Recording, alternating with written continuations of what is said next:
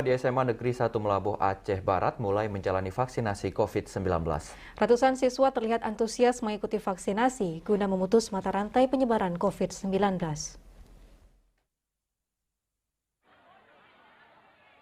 Ratusan siswa antusias mengikuti vaksinasi yang diadakan Dinas Kesehatan setempat dan instansi terkait lainnya. Vaksinasi terhadap pelajar ini terus dilakukan guna memutus mata rantai penyebaran COVID-19 yang masih menjadi pandemi dunia.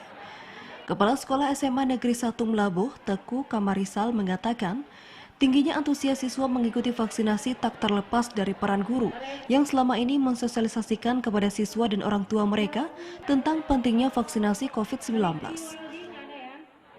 Untuk siswa di tahap pertama kemarin pada saat kedatangan Pak Sekda ada sekitar 127 orang atau 25%. Dan pada tahap kedua hari ini insya Allah bisa tercapai target kita di atas 80%. Ya, peran guru terutama wali kelas sangat aktif Pak, mencoba menghubungi wali-wali murid ya.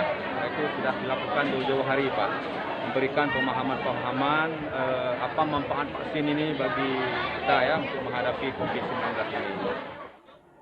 Vaksinasi terhadap siswa akan terus dilakukan dengan cara mendatangi sekolah-sekolah yang ada di Kabupaten Aceh Barat.